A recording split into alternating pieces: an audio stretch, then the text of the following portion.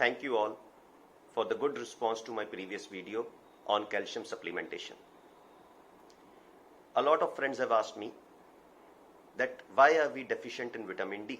So whenever we are getting our blood test done, we come to know that majority of us are deficient in vitamin D.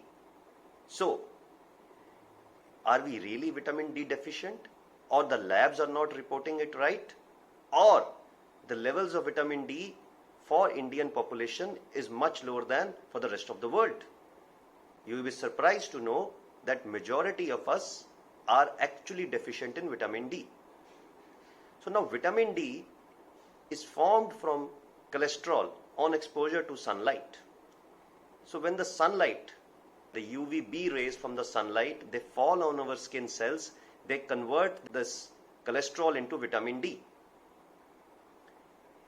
Now India is a country which has huge sun exposure, and majority of us at some point of time stay in the sun, and still we are vitamin D deficient.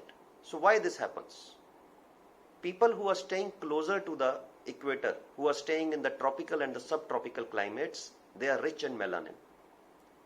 Melanin blocks the UVB rays. This blocking of UVB rays is very important because it prevents the damage to the skin and thus prevents the skin cancer. When I was in Australia, I used to find that the incidence of skin cancer is really high over there.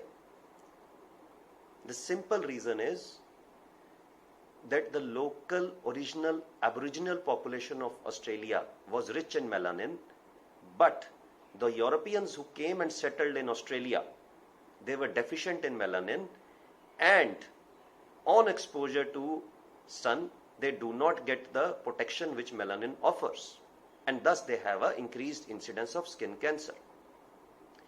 So Indians, in spite of getting adequate sun exposure, are deficient in vitamin D because we are not getting enough UVB rays to enter into our skin cells and thus convert cholesterol into vitamin D.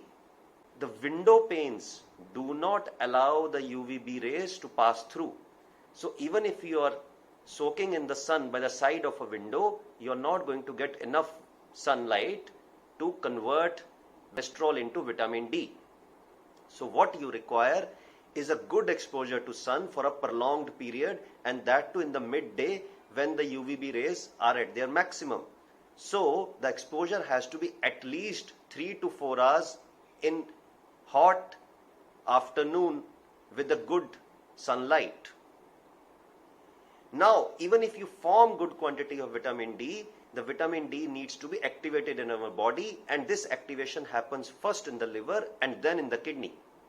If you have a fatty liver or a cirrhotic liver or a kidney disease, then this conversion is not going to happen.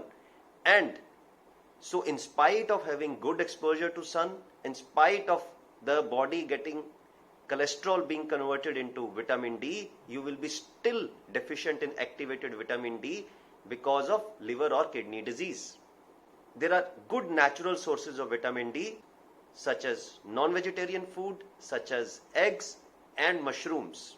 However, to maintain your good vitamin D levels, you will have to intake any of these things on a regular daily basis. If your diet does not have enough vitamin D, or you do not have enough sun exposure, then you should supplement your diet with vitamin D. Thank you.